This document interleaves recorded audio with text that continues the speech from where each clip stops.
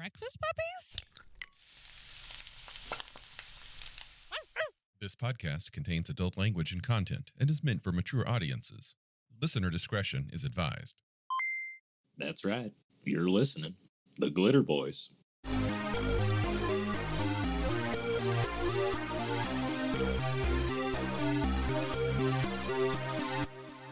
Today on the Glitterbois, we're talking about Backstories. So you're talking about my 18-page novella that I wrote featuring my characters' awesome pre-game descriptions about how cool they are, doing everything even cooler than your game is actually going to let them do. Sure. Can I see that quick? Yeah, So sure. Yeah. Hold on. Thanks.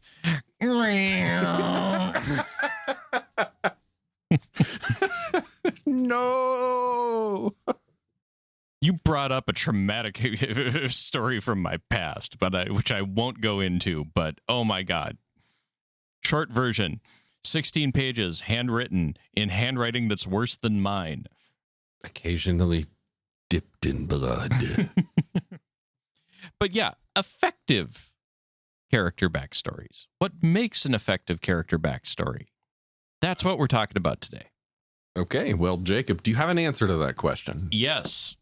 It has to be more than my parents died when I was a child. I'm an orphan and no one loves me but my trench coat and my katana.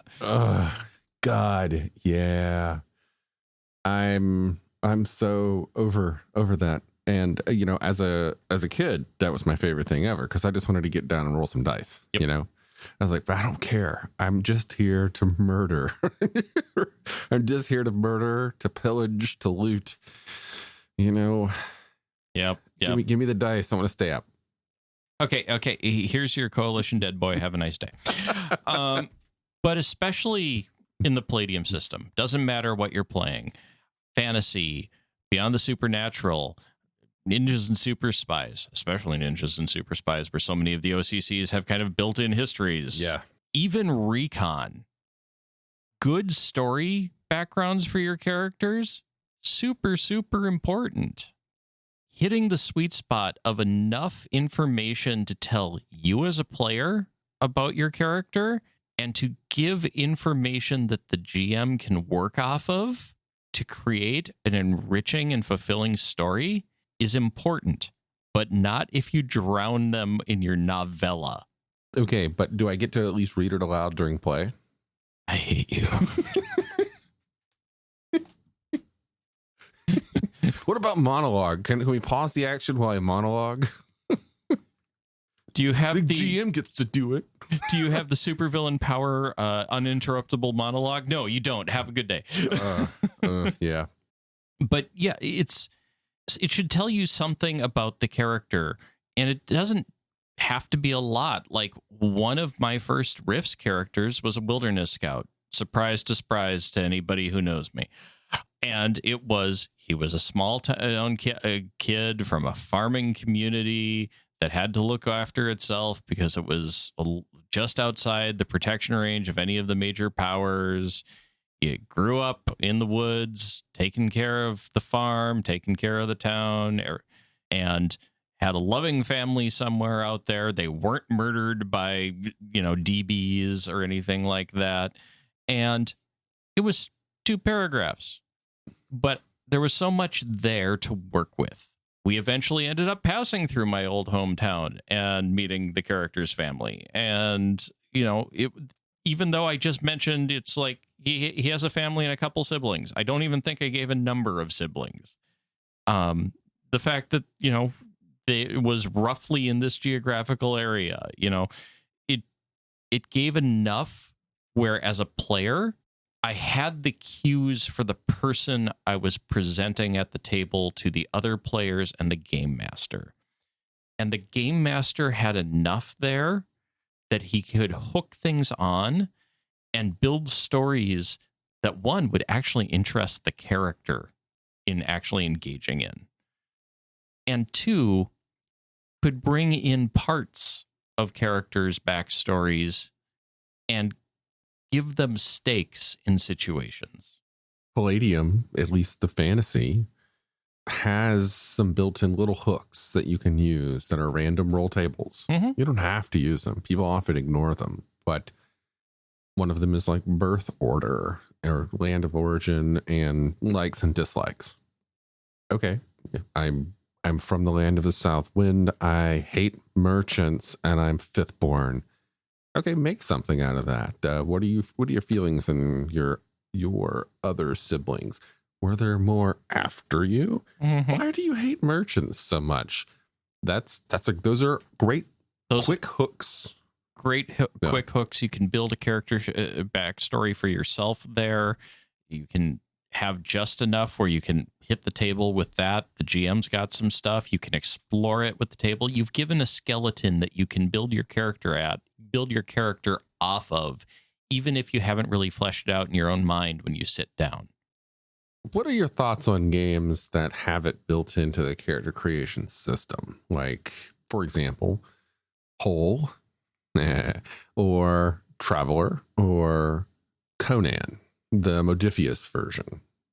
So I have a love-hate relationship with them because it really, really depends on how much it straitjackets certain character classes, shall we say, or character archetypes to come from certain backgrounds. And it gets back into something we've talked about a couple times on the podcast, where you can't be the now hermit philosopher mind mage who used to be a coalition, grunt, before he had a moment of epiphany and threw it all away to live in the woods and study the inner mind. I've seen that happen a lot with a lot of those systems. Some are better than others. Traveler, which I played a lot of. How many characters do I have to roll up before I get one to survive to carry the start of the game? That, honestly, some people love that. I hate that so much. I enjoyed it when we did the Bikers, Dice, and Bars episode on Whole. I enjoyed making Xander suffer. And it was a comedic experience. We weren't sitting down to legitimately play these characters. But if you are sitting down to legitimately make a character for a system and your character dies in character creation, that's an asshole system. Yep. That's a dick move. There should be a point where it's like, to go any further, you will die. Mm-hmm. So stop now. Yes. Yes. And this is where you stop. You are now ready to play the game, kind of thing. And that's got to be built in. There's got to be enough flexibility where it's not like you're X type of fighter. That means you absolutely positively had to grow up on the steppes, born to the saddle, et cetera, et cetera. That might be the most appropriate way for that character to normally come about. Mm-hmm. But the system's got to allow for a little wiggle room on it. Conan, on the other hand, one thing I like about the Conan 2D20 system is the character creation bakes in the archetypes that you would expect and then some, and it creates the type of people that are most likely to be adventuring in this world. Yep. But they're also ridiculously diverse. Yes. There's so many combinations of things, and one thing can lead to another, and you can see this extremely unlikely but very interesting development of someone's life. Mm-hmm. And there's other systems that tackle it from a different direction. Dune, both the Dune Chronicles of the Imperium and the more recent Dune role-playing game. You're part of, if you're doing it in the ensemble style rather than a one-shot style, which is how it's meant to be played, you're building the minor house you are members of. You may not all be by blood. You might be retainers, servants, hirelings, whatever. But you were building that collaboratively together, and that informs your character's place in it. You're a mentat. So how did this mentat come to work with for a house that's super, super connected to the Bene Gesserit, which have a mild mentats are skirting the line. Are they a little too much like a machine sort of thing? You got to watch those guys, vibe. And so that collaborative process that's baked into the game helps.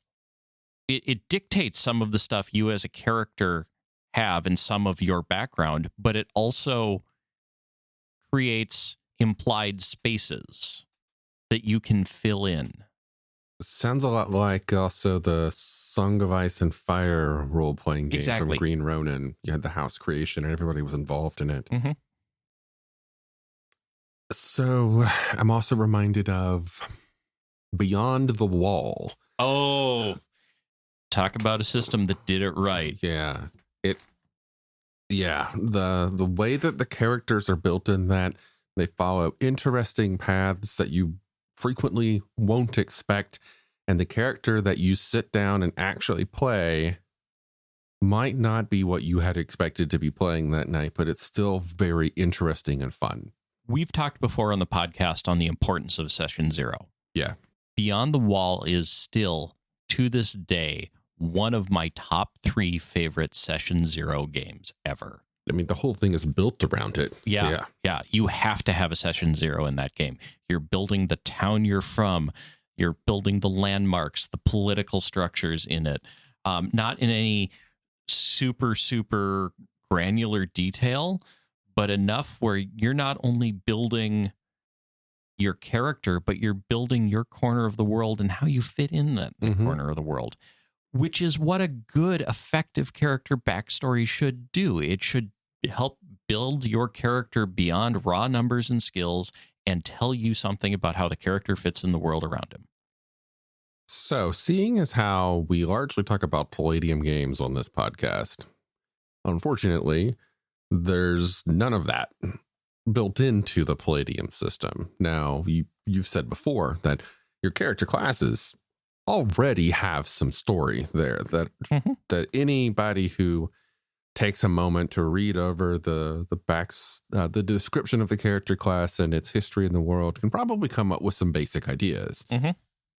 However, if you are still lacking that inspiration and you need additional a boost to push you beyond that line and into the realm of collaboration, I cannot recommend enough the backstory cards that you can get from Drive-Thru RPG. Jacob, I think you've used maybe played with them in one of my games. Yeah, I've played with them in 2 of your games actually. Okay. And it's not the set that's available through Drive-Thru RPG. I used to have those back when you could actually buy them in a game shop. Yeah. Those were an accessory that you could buy. And yeah, I've used them depending on the variation there is. They can be helpful. They can be hindrances. You got to be able to let a player look at the handful of cards and go, nope. Yeah. What I like to do is, let me start over. Listeners, if you are unfamiliar with the backstory cards, they set up a collaborative backstory connection system so that everybody who's sitting at the table to play in that session, in your session 0, when you pull out these cards and start going back and around the table and reading what's on the cards, they are connecting the players to each other, to NPCs in your world, to places in your world, and to events in your world, and groups as well, groups in your world. And that works best if the majority of your players are into it, are they're on board, they are creating and they're buying into it. You know, if you can have 1 or 2 people who aren't so forthcoming with the ideas, but as long as they're having fun, then it's still working. It has some weird cards, and some of them just get really strange. The cards will be like, you and player to your left defended NPC of choice against the advances of group, but you betrayed them or something. Yep. How do they feel about this? And so on. There are certain prescribed actions in it that, it'll be like, this is for the player 2 to your left against whatever, or this is the player 1 to your right, or the player across the table or something. I find it works better if you give the players a handful of cards and they don't have to play all of them, or you can set some out face up on the table and have people grab them and then play loose with the prescriptions on the cards. There is one case, and it actually does apply to riffs, where I find the prescriptive method actually works real well.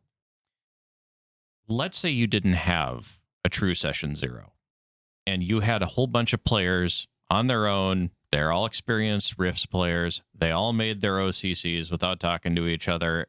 And next thing you know, you have a Psystalker and a Mind Melter sitting at the same table. And how do you make that work?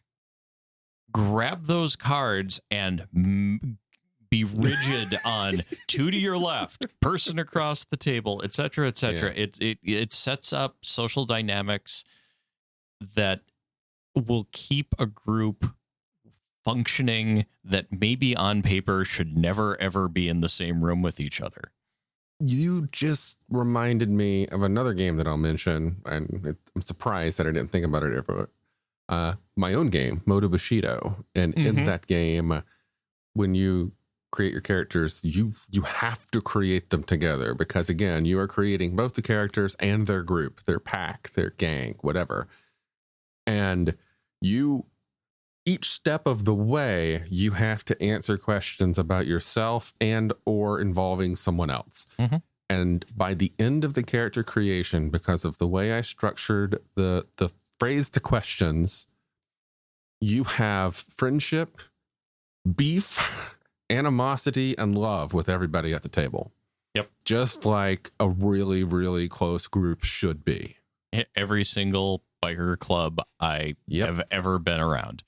Or a member of. Yes. Some of these people you want to strangle, if not kill, but will also defend against anybody that attacks them, kind of thing. And you have reasons for that, and they are epic. Yeah, no, and that is one of those things that I have a love-hate relationship with the indie RPG movement. Yeah. But that was one of the things that fundamentally, by and large, it introduced that they got right. Not a huge fan of how Apocalypse World did it, but what came after that really put interesting things. Everything from Cold War, Hot Wars, trust mechanics, and given part of that game is predicated on there is a good chance at some point somebody's going to have to betray somebody else due to the expediency of the political situation in post-World War II Berlin. Yep. Cold City. Cold City, Hot War. Hot War. I don't think you can get either of those games anymore either. I proudly own both, and you'll pry them from my cold dead hands. No, I have them both on the shelf over there. I think Contested Ground Studios vanished. Sad. But yeah, there's lots of mechanical ways of doing it, but they all achieve the same result. Effective backstory. Whether you make it a mechanic or you simply sit down and write down a few character or a few sentences or a paragraph. If you choose the more freeform version, I personally recommend do not write that 16-page. I got my paper shredder right here. It's warmed up and ready to go. I recommend instead writing 3 paragraphs of 3 sentences each. And follow the classic essay format of beginning, middle, conclusion. Take that 3 paragraphs, 3 sentences, 9 sentences about who you are, where you've come from, and how you got here today. That's all you need. Yep. There's also other tools. If you go and Google online, there's role-playing questionnaires. That they bad experiences. They vary wildly, very wildly. You need to get the right one for your game and be prepared to prune mercilessly and do edits. But there are some that I've been like, this is a masterpiece for this particular game. One I tripped across the other day because I'm slowly rolling out, preparing to run the Ring one shot, the Lord of the Rings role playing game, and I found a questionnaire for that was written by someone who was both an uber Tolkien geek and was simplified down where it wasn't 25 questions that the player had to answer. It was like 9. And don't know was a valid option. Don't know. Yes. I would also like to point out 9 questions is the same as 3 paragraphs, 3 sentences. Yeah. There you go. And you just reminded me again of something offhandedly.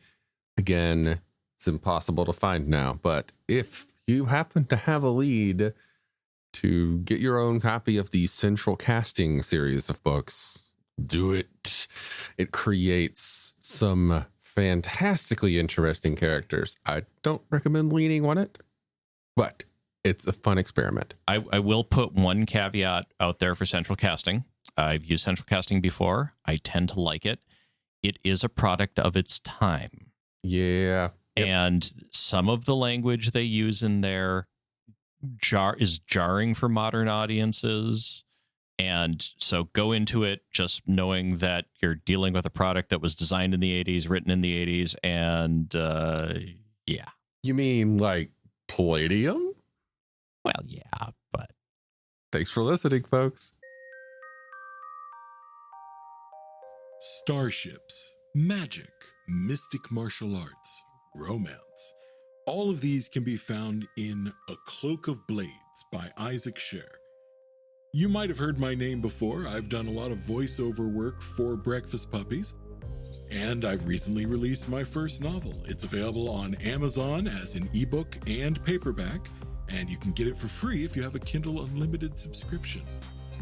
I do hope you'll support my work as you're supporting Breakfast Puppies, and it's been a pleasure talking with you today. Have a good one.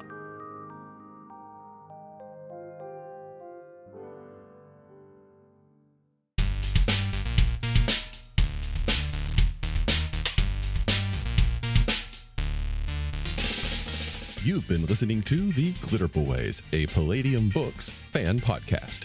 Glitterbois, Rifts, the Megaverse, and all other such topics are the property of Kevin Siembieda and Palladium Books. Please buy all their stuff and help keep them in print and making more games. You can order directly at palladiumbooks.com, and their entire catalog is available digitally at Drive-Thru RPG as well.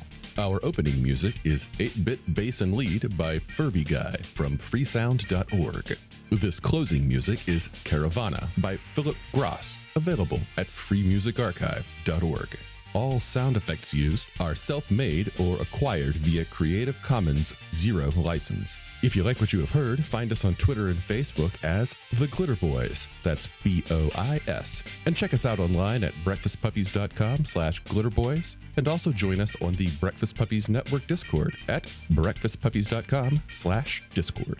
And if you want to help us out, please spread the word and help us build a community. Thanks again for listening. We'll catch you next time.